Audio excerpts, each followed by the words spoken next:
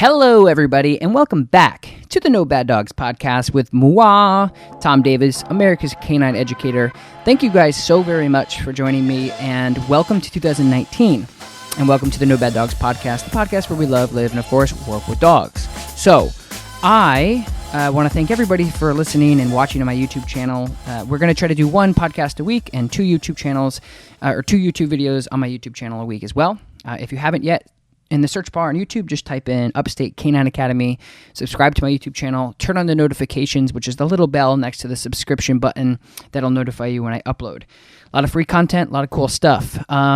So I just want to jump right into it. This podcast and this video on YouTube is going to be about the way my philosophy, my training style, what I do, why I do it. First and foremost, my training style isn't the only way. My theory isn't the only way. It's data collected over the last 10 years of absolute absorption. It hasn't been, I do this full time. This is my hobby. My significant other makes a ton of money, so I sit at home and watch YouTube videos. I have been a practitioner for 10 years straight, 7 days a week, 7 to 14 hours a day. And I think there's a big difference between theory and being practical and actually doing things with your hands. So we get a lot of solicitation, as any business does, whether it's gimmicks or it's fake or it's real. And some of those things are TV shows and series and documentaries and things like that. I can't tell you how many times that we've been working with major networks and things go south and we've been getting really close. And so now it's just a part of the business. We're getting pitched regularly and we're working with a lot of production companies. Which is exciting, and it's something that, like, when it first happened, I was like, holy crap, and now it's like, okay, let's get down to the nitty-gritty, which I'm grateful for, so don't take that the wrong way. But I did get a call this morning that was interesting. I put out a lot of content. I do that so people can learn for free, because I think that that's important. If there's something in my brain that can help a dog by just thinking and saying things without making it confusing and making sure that the dog owner can hear it properly and understand it properly, then it's selfish for me not to say it, which is why I got into what I do anyway. That's why I don't call myself a dog trainer. I didn't go to school, although I certify dog trainers for two major canine behavioral colleges, and it's something that I have inheritedly in me that I just feel decision-making is very easy when it comes to dogs, I should say. So anyway, a guy called me. He said, hey, I'm putting together this TV show. I want you to be a part of it. I have some other dog trainers a part of it, and blah, blah, blah. The whole nine. I said, okay, here we go. So he asked me a question, going back to what I said about a lot of content. A lot of times people view my content, they consume it, then they come in. They know what I do. They know how I do it. They know who I am, which is awesome. So there's not a lot of time being wasted. But this guy, asked a question that was really refreshing.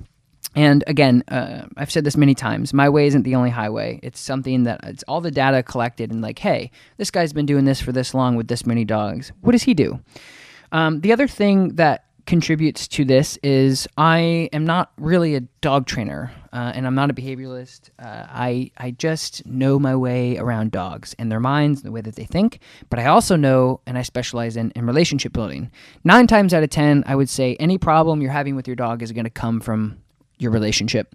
The other 1% could be genetics, and a lot of times we do see that where there's just, the dog isn't playing with a full deck of cards and there's nothing you can really do to change that. You can help manage it and understand it, which is important. But so the dog training world is very, to me, just a bit disturbing. There's all sorts of different things going around of making dog training binary, which to me, in a general sense, again, taking this with a grain of salt, doesn't really make sense, which means you're either right or you're wrong. You're either the devil worshiper or you're godsend, and you're good or bad, or you beat dogs or you don't. And it's like, so it gets confusing to dog trainers who are starting off. It gets very confusing to... It also gets very confusing to dog owners, which sucks. And so I just wanted to talk about my answer to this guy as I mute my phone so it doesn't ring. I just want to talk about my answer and what I said to this guy because it's something I haven't really brought out a lot. But again, my way isn't the highway. It's my collected data over the years working with multiple professional dog trainers who have been in the business 3 times as long as I have. And I've collected all that data and I put together my own system, my own thoughts. I said, I think that I naturally am able to work with dogs. I don't know how to run a business. I don't know how to present myself properly to clients and how to... I remember the first time I charged somebody, I felt bad. I'm like, yeah, but I didn't do anything. And they were like, you saved my dog's life. And I was like, okay, maybe this is something. That's literally how my business started. And then 10 years forward, I lived with wolves for 4 or 5 years. I traveled the country and I do all sorts of cool stuff with dogs. And I'm really, really grateful for that. But anyway, that was the rabbit hole, but that's why we listen to podcasts as you're driving, ignoring the weird smelly guy next to you on the bus. That was a rabbit hole. So I said, look, I think that dogs should be worked with, not necessarily trained, but were worked with, meaning you should start building a relationship with the dog before you tell them what they can and can't do, unless it's life-threatening for the public and people around you. Then you need to take the wheel immediately. But when you're developing any type of training style or any type of training method with somebody, just think to your head. That's what I tell my clients. Think in your mind. Does that make sense? And they go, not really. Like, that's why we're here. And I've had situations where dog owners will come in. They say, yeah, I just didn't feel that barking in my dog's face as they're trying to bite somebody was a good decision. And I'm like, a good decision, that's a terrible decision, and it's going to get your dog killed because your dog's going to bite you, and you're going to teach it. So think about it. Seriously, guys, dog trainers and dog owners out there, like, think about it. Am I doing something that makes sense? Would this actually work? And I think, again, sometimes the dog training world, unfortunately, is binary, where you get a professional dog trainer that calls themselves a dog trainer. They may even be certified and insured and all that yummy good stuff. They have a beautiful website. You walk in, it's a beautiful place. It smells good.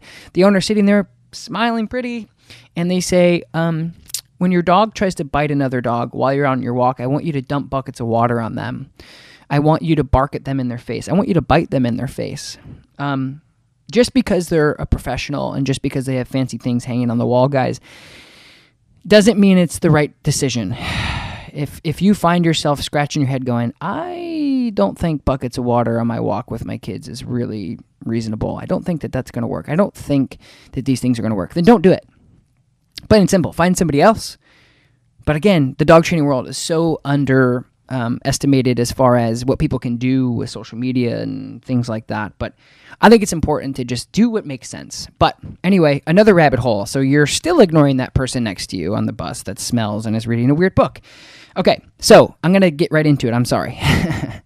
Welcome to the No Bad Dogs podcast. So basically what I told this guy, I go, look, I work with dogs the way that dogs work with dogs. I've studied puppies with coyotes. I've literally roomed with puppy coyotes in Canada. I've rolled around with wolves. I've been growled at by wolves directly in front of my face because I made a stupid decision. I'll never do that again. And I've spent the last 10 years, 7 days a week, 7 to 14 hours a day, learning, studying, practicing, and the best way, because the guy said, well, we have this other guy doing natural dog training, and he believes to ignore bad behavior and try to get their primitive instincts out instead of correcting it. And I think that there's a way to do everything. And again, does it make sense as a dog is trying to aggressively attack somebody to break out food and reward that behavior to redirect them and potentially mark the behavior as something good? Probably not. But again, you guys out there, this is what's making a difference, is the people, the pet owners, the dog trainers. Do things that actually make sense on every level. Don't put people into danger. If it's taking you... The other thing, guys, is behavior modification does take a long time.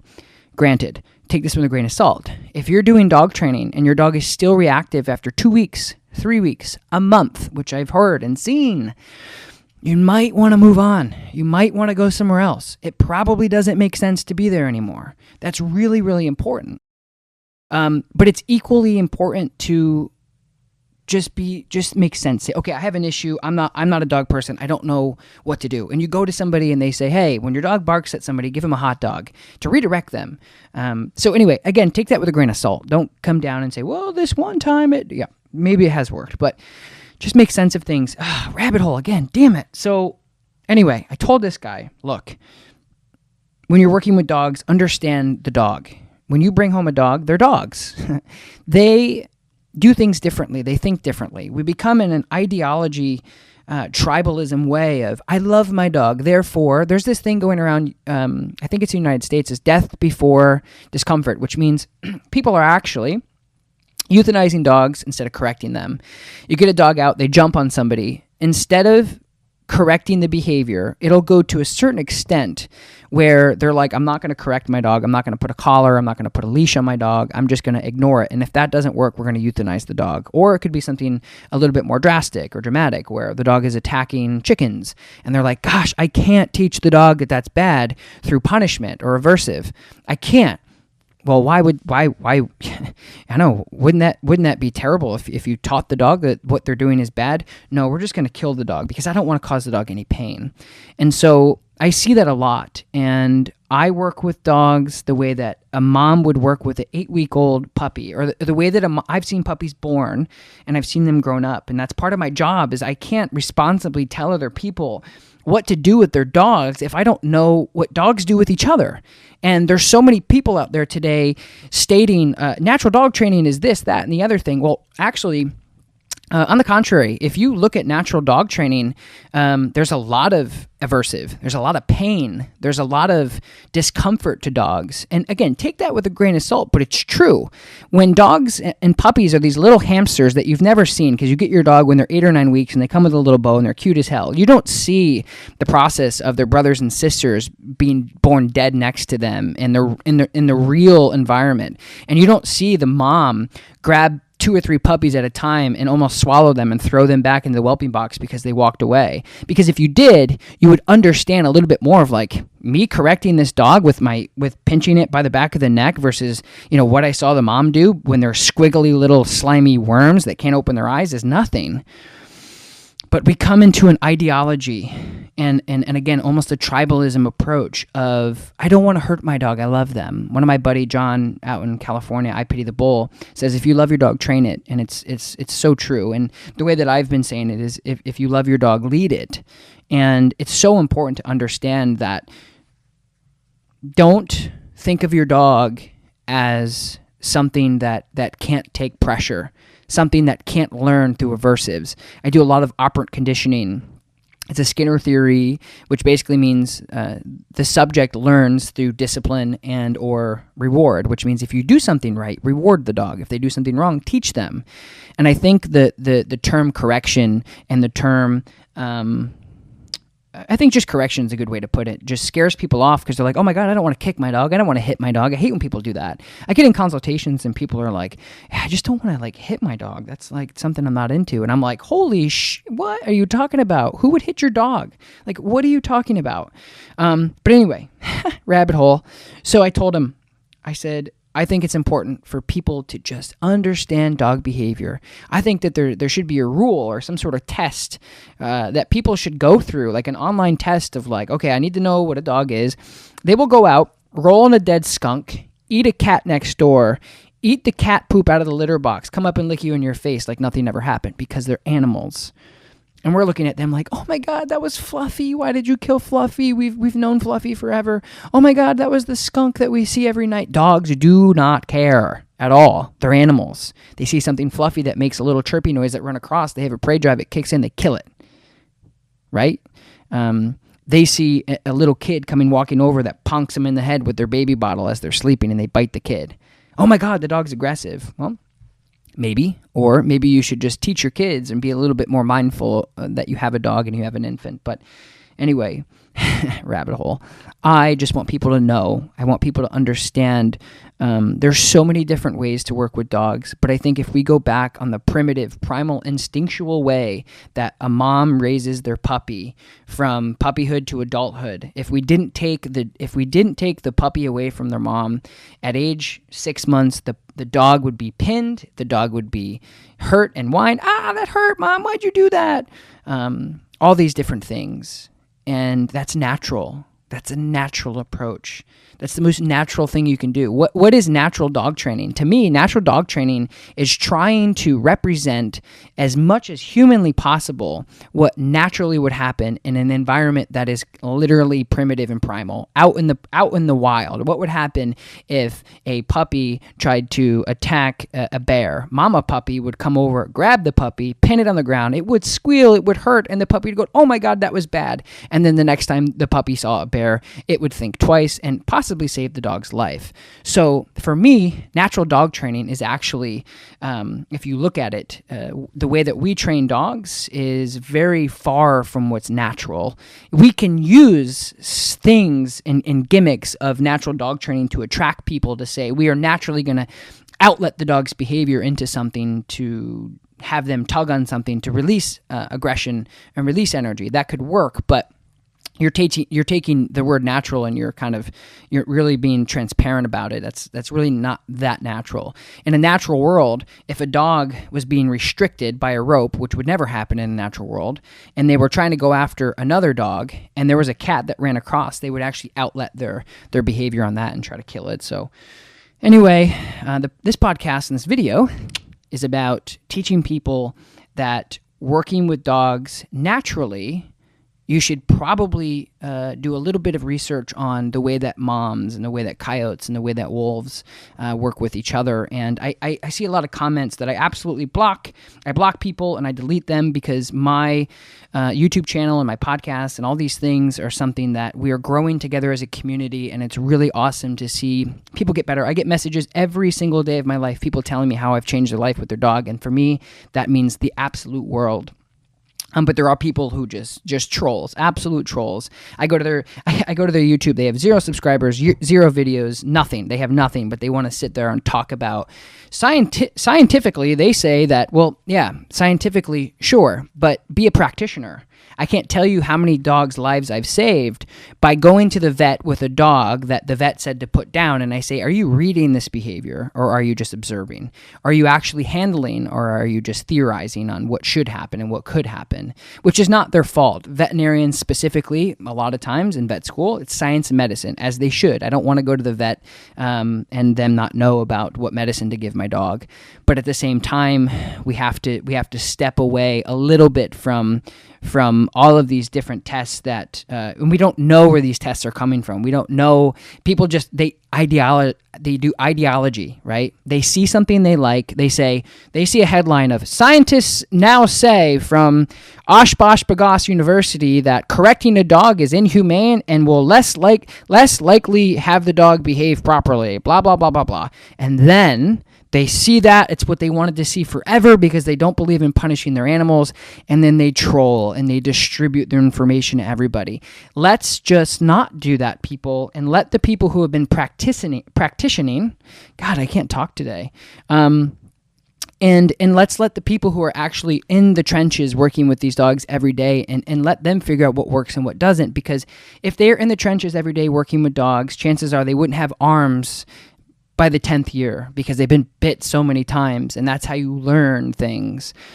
I do 2 different schools in my facility. I am a externship or internship teacher for SUNY Cobleskill, which has a world-renowned dog behavioral communication / bachelor degree. It's a 4-year degree in canine science, and I do their externship, and I teach dogs, and I have the icing on the cake, and I teach them how to work with dogs, how to work with clients, and all aspects of the business, and it's really refreshing to see these students coming in and having an open mind. It's really great.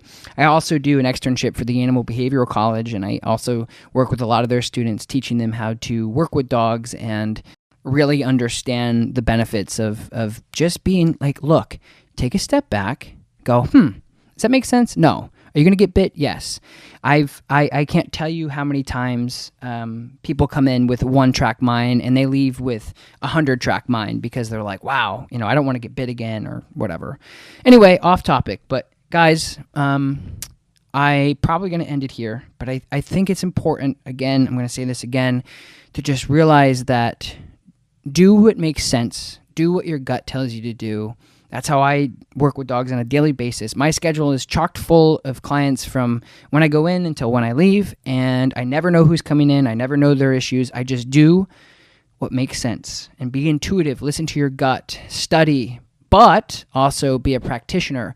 There's a lot of great quality things you can do from reading books and taking tests and watching videos, but practice. That's why I do these externships for these colleges, because they don't have a lot of these studies. They have a lot of clinical studies of watching videos and having this one dog, but getting into the real world and having their hands on dogs is something that 99% of the people who are on YouTube or who are on dog training forums who talk all this stuff have no experience in. They haven't worked with dogs. They haven't been growled at in the face. They haven't been bit. They haven't been attacked.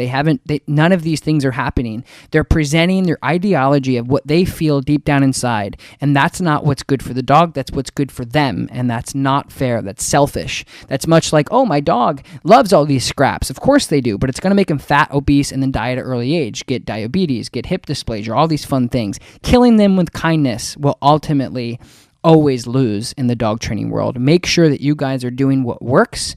Do your research when you hear the term, because there's so many places across the country, probably across the world, that's doing these natural dog training things. Some of them are the same, some of them are completely opposite. But natural dog training, why don't you just look into the way that wolves work with each other? Look in, and well, wolves, they're not the same. They've been okay. Look at the way that dogs work with each other. Look at the puppies. Look how vicious some of these dogs can be by correcting the behavior, but also getting a point across to tell them that they can't do that because they could potentially die for doing these things. I want people to just, when you see these natural dog training things, just do your research. Do your research. Do what makes sense. Do what your gut tells you. I love you guys. Thank you so much for listening to this podcast. If you haven't yet, if you're on the podcast listening, go rate my podcast. The more that it gets rated, the more it shows up in different places. I appreciate your support on YouTube. Peeps, leave some comments in the below. I always answer every single comment on the YouTube.